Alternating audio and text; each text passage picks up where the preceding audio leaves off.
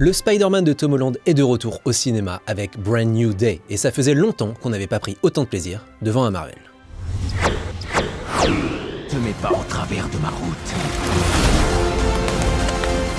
T'as l'air KO, mon gars.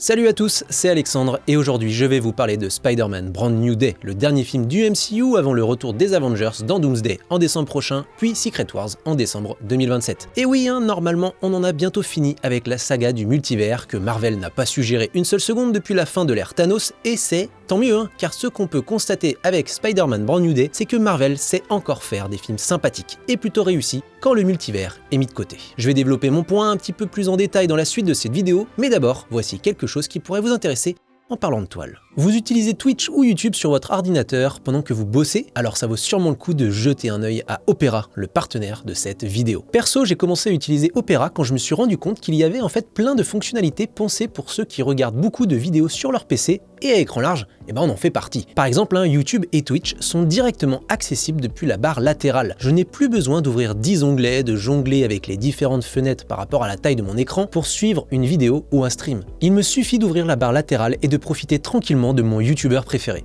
Donc ce mec-là.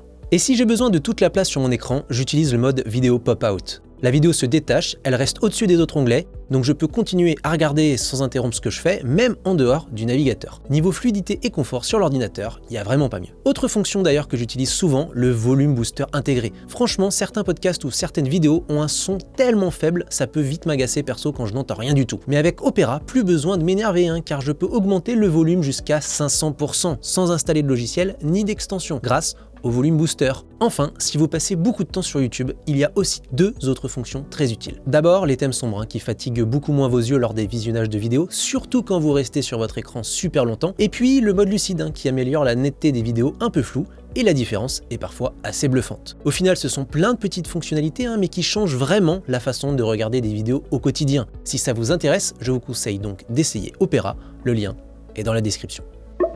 Avant de vous dire ce que j'ai exactement pensé de Spider-Man Brand New Day, même si vous avez sûrement compris que j'ai trouvé que le film était plutôt pas mal, je voulais revenir brièvement sur la première trilogie du Spider-Man de Tom Holland, parce que, je l'aime bien en vrai. Bon, surtout les deux premiers volets. Homecoming était à mes yeux un joli film d'apprentissage qui racontait habilement comment Peter Parker cherchait à devenir un héros sans brûler les étapes, le tout avec son lot de petits twists savamment utilisés, je trouve, l'identité du vautour notamment, et donc cet antagoniste qui permettait surtout d'inculquer une vraie conscience morale à Peter Parker au cœur de son évolution depuis. Far From Home, lui, m'avait encore plus intéressé pour sa réflexion sur l'héritage, notamment celui de Iron Man évidemment, l'image et notre rapport au récit, car derrière cette intrigue de super-héros, il interrogeait la manière dont on fabrique un héros, la facilité avec laquelle une société peut croire ce qu'elle a envie de voir, et finalement, comment la réalité compte parfois moins que le récit qu'on en fait. En revanche, No Way Home m'avait laissé beaucoup plus mitigé. Sur le papier, tout était réuni pour en faire un très grand rendez-vous, avec le retour des anciens vilains, les conséquences de la révélation de l'identité de Peter, et la promesse d'un véritable point de bascule pour le personnage. Car comme le récit mensonger créé par Mysterio continuait à exister malgré sa mort, il forçait Peter à accepter qu'il ne pourrait jamais contrôler ce que les gens pensent de lui, et que le seul élément qu'il pouvait dompter, c'était lui-même en fait. Il y avait donc de bonnes idées au fond, notamment autour du sacrifice et de la responsabilité, mais elles étaient noyées sous l'accumulation de clins d'œil très superficiels, le film surfant trop sur la nostalgie et le fanservice pour attirer les spectateurs et surtout les émouvoir de façon très artificielle, en tout cas pour moi. C'est pour toutes ces raisons que j'attendais Spider-Man Brand New Day avec un mélange d'envie et de prudence, surtout que Marvel est devenu l'ombre de lui-même depuis 2021. Une chose est sûre, l'idée de retrouver un Peter Parker seul, anonyme, confronté à une vie plus simple, à des enjeux plus humains, me semblait une excellente base pour repartir sur quelque chose de plus personnel, en balayant d'un revers de main le fanservice gluant de No Way Home et surtout en rebootant quasiment Peter Parker. Et j'ai envie de dire que le pari, il est réussi. Spider-Man Brand New Day fonctionne à plusieurs niveaux, notamment parce qu'il s'appuie astucieusement sur la nostalgie de Peter Parker, donc sur son amitié avec Ned, son amour pour MJ, la disparition de Tante May, etc., pour explorer sa volonté d'avancer autrement en tant que Spider-Man. On se retrouve donc avec une intrigue, au moins dans un premier temps, qui se concentre sur Spider-Man en tant que justicier dans les rues de New York, aidant la police à faire tomber Scorpion, Tombstone, Boomerang et une ribambelle d'autres antagonistes, qui feront plaisir aux fans sans pour autant parasiter le film. L'échelle est plus petite et loin des grands dessins du multivers, mais de fait, le récit est plus sincère, plus crédible et plus cohérent. Globalement, la manière dont Peter Parker lutte avec son identité de Spider-Man, pour plusieurs raisons que je ne vais pas forcément dévoiler ici, permet à l'homme araignée de retrouver la stature popularisée par la trilogie de Sam Raimi, soit un héros qui n'existe plus seulement à travers le regard des autres, même si son besoin de reconnaissance est évident, et qui ne cherche pas ou plus à intégrer l'imaginaire super-héroïque qu'il idéalisait à travers les Avengers, mais qui agit désormais pour lui-même et pour sa communauté, restant fidèle à la maxime de Tante May, aider quelqu'un, c'est aider tout le monde. Alors bien sûr, c'est difficile de ne pas voir dans Brand New Day des échos des films de Sam Raimi, notamment Spider-Man 2, que ce soit sur la question des pouvoirs de Spider-Man, la perte de leur contrôle, le sentiment de culpabilité de Peter Parker, son épuisement psychologique et physique, ou encore sa solitude et son isolement social. Cela étant dit, Spider-Man Brand New Day ne tombe jamais bêtement dans le copiage ou la simple redite grâce au travail des scénaristes Chris McKenna et Eric Summers, ainsi que de Justin Kurtzk, excellent scénariste de Challengers et Queer, pas vraiment crédité ici, mais qui est sûrement pour beaucoup dans les interactions entre MJ et Peter. En reprenant certains motifs familiers et en y insufflant des éléments nouveaux, avec la présence du Punisher par exemple, le trio de scénaristes réoriente l'intrigue vers une réflexion plus intime sur Peter Parker. Le film ne cherche plus à répondre à la question « qu'est-ce qu'un super-héros ?», mais une variante qui nuance un peu la problématique.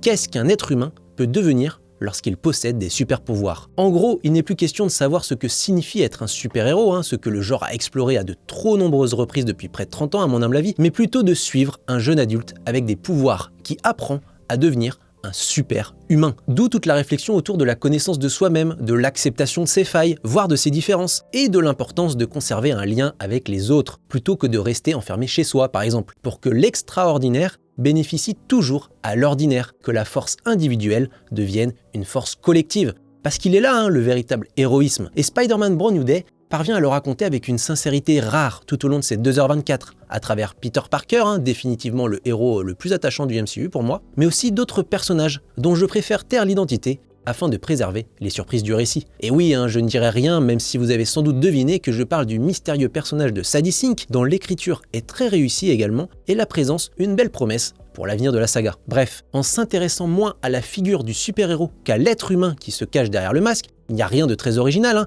mais Spider-Man Brand New Day trouve une puissance émotionnelle qui m'a rappelé le dernier bon film du MCU pour moi, à savoir Thunderbolt. Comme ce dernier, le film ne repose pas uniquement sur ses enjeux héroïques, mais avant tout sur ses personnages, leurs contradictions et leur besoin de se reconstruire, de prendre un nouveau départ, un Brand New Day. Ce Spider-Man 4 version Tom Holland est d'autant plus réussi à mes yeux qu'à l'image de Thunderbolt, il a une belle gueule en fait. John Watts avait réalisé toute la trilogie non sans mal et il a laissé sa place à Destin Daniel Cretton pour Spider-Man Brand New Day. Et bordel, il n'y a aucun doute sur le fait que ça fait du bien aux super-héros. Cretton avait déjà montré sa qualité de metteur en scène avec Shang-Chi, notamment avec la fameuse séquence du bus, et il use encore de son savoir-faire dans Spider-Man. Il y a d'abord tout le montage introductif que j'évoquais en début de vidéo avec son enchaînement de plusieurs petites scènes d'action qui mettent l'eau à la bouche, mais surtout le reste qui gagne en intensité, notamment dans la première heure, sûrement la plus réussie du film pour moi. Avec une meilleure utilisation des décors réels, suppléée avec des effets numériques enfin à la hauteur d'un tel blockbuster, Cretton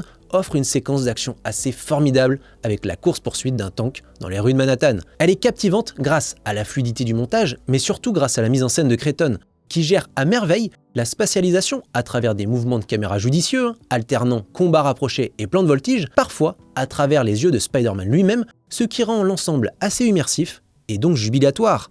On ressent à la fois la sensation de vitesse, mais on vit aussi le sentiment d'urgence provoqué par cette menace palpitante, jusqu'à la révélation progressive du véritable danger qu'elle cachait. Un rebondissement qui amène alors à une autre superbe idée de mise en scène, certes toute simple, mais parfaitement mise en valeur par la caméra, qui permet de renouveler la poursuite en cours, d'opérer une mutation artistique et d'accentuer la puissance invisible de cet antagoniste. C'est pas du tout révolutionnaire évidemment, mais c'est sans aucun doute ce qu'on a vu de mieux dans un film Marvel depuis très longtemps. C'est limpide, ingénieux et plaisant à regarder, et c'est à peu près pareil pour n'importe quelle scène d'action, comme celle avec le Hulk qu'on a pu apercevoir dans la promo. Qu'on s'entende, Spider-Man Brand New Day a aussi plein de défauts. Déjà, Peter est souvent sur son ordi, mais jamais sur écran large, alors que je sais pertinemment qu'il a un abonnement à notre site puisqu'il commente régulièrement nos dossiers exclusifs de manière, disons, discrète. Si vous avez envie de nous soutenir aussi pour seulement quelques euros, on vous met le lien de l'abonnement en description. Plus sérieusement, le film m'a semblé légèrement trop long personnellement et je pense que certaines sous-intrigues auraient pu disparaître. Aussi, même si le duo Peter-Punisher, leur dynamique, etc. est amusante à suivre, toutes les touches d'humour m'ont paru très fainéantes et j'ai un peu levé les yeux au ciel, j'avoue, lors de leurs interactions censées être comiques. Et puis, pour terminer, l'intrigue bifurque tellement vers un autre personnage au milieu du film qu'on a presque la sensation de ne plus voir uniquement un film sur Spider-Man, mais plutôt de suivre en parallèle l'évolution de deux personnages marginalisés, isolés et en pleine mutation. Ça a du sens scénaristiquement et ça ne m'a pas vraiment dérangé, mais il est clair que ça empêche Brand New Day d'être pleinement réussi, à mes yeux en tout cas. En revanche, je trouve que Spider-Man Brand New Day prouve que Marvel est à son meilleur quand il met de côté son univers étendu. Pas totalement évidemment, puisqu'il y a plusieurs personnages qu'on a vus dans des films ou des séries du MCU qui sont présents dans ce film, mais plutôt en décorrélant les enjeux du film de la grande histoire de la saga du multivers. Alors attention, mini spoiler pour la suite de la vidéo, mais rien de bien méchant et je vous le dis tout de suite, ça n'a aucun intérêt de le savoir, ça ne change rien au film. Alors je vous le dis, Dr Doom n'est pas dans ce film. Et il n'est même pas dans la scène post-générique, qui n'a d'ailleurs aucun intérêt. C'est clairement une force pour Spider-Man Brand New Day qui existe par et pour lui-même, exactement comme son héros en fait, mais paradoxalement, et ce sera ma conclusion, l'absence de Doom révèle aussi ce qui constitue, à mes yeux, l'un des grands échecs de la saga du multivers. Marvel n'a jamais réellement su comment intégrer Dr Doom dans cette nouvelle architecture. Alors, bien sûr, lors du Comic-Con de San Diego 2026, il y a quelques semaines, Kevin Feige a répondu aux critiques des fans concernant cette absence, l'absence de construction autour de Doom, en expliquant que la comparaison des fans avec Thanos était exagérée, car il avait finalement été très peu présent avant Infinity War. Et c'est pas totalement faux, mais il oublie une différence essentielle. Si Marvel n'a pas construit Thanos pendant 10 ans, en revanche, Marvel a construit un monde dans lequel Thanos était la conclusion logique. Il y avait les pierres d'infinité qui avaient été introduites progressivement, par exemple dans les intrigues de plusieurs héros, que ce soit Thor, Captain America, les Gardiens de la Galaxie, Doctor Strange, pour amener à ce point de convergence qu'était Thanos. Le problème avec Dr Doom, ce n'est pas qu'on ne l'ait jamais vu, hormis de dos dans la scène post-générique à chier des 4 Fantastiques, mais qu'il n'existe pas naturellement au sein de la saga du multivers. Il n'est lié à aucun enjeu établi depuis 2020. Son arrivée, elle ressemble plus à une stratégie marketing qu'à un choix artistique selon moi. Et c'est là que ça m'énerve, car j'ai vraiment l'impression qu'on me prend pour un con en fait, et qu'on me demande de fermer les yeux malgré tout. J'ai le sentiment que Kevin Feige demande au public d'accepter cette absence de préparation sans questionner la logique derrière. Alors je dis pas que la logique c'est on va prendre votre argent et vous n'allez y voir que du feu, mais je me pose sincèrement la question, car le retour de Robert Downey Jr., le visage emblématique de Tony Stark, le sauveur héroïque de la saga de l'infini, dans le rôle de la grande menace de la saga du multivers, me donne l'impression que Marvel mise avant tout sur la force de la nostalgie pour créer l'attente. Et attention, l'idée de recaster Robert Downey Jr. n'est pas le problème, mais elle révèle quelque chose de préoccupant, voire de vicieux pour moi. Une promesse fondée davantage sur le souvenir d'une époque révolue pour les fans, Iron Man, alors qu'elle devrait reposer sur les enjeux de cette nouvelle saga. Alors j'espère me tromper, et si Marvel parvient à faire oublier Tony Stark derrière Doom, d'un point de vue purement artistique, je leur tirerai mon chapeau. Mais quand je vois la belle sincérité de Spider-Man Brand New Day, née du fruit d'une trilogie imparfaite, mais construite sur le long terme, j'ai du mal à ne pas être un tant soit peu sceptique. Voilà, je pense qu'il était important d'évoquer un peu la stratégie autour d'Avengers Doomsday après cette réflexion rapide sur Spider-Man, car si c'est un film sympathique, Brand New Day, honnête mais aussi assez oubliable, n'en attendez pas trop non plus, il illustre malgré lui tout le paradoxe du MCU actuel, une franchise capable de raconter des histoires qui fonctionnent à l'échelle d'un personnage, mais qui peine à donner vie à un ensemble artistique cohérent. J'espère que cette vidéo vous aura plu, n'hésitez pas à la liker, la commenter, la partager, la booster aussi, et à aller voir notre vidéo sur Thunderbolt qui mérite un peu plus d'amour à mon humble avis. A bientôt sur Écran Large. Salut.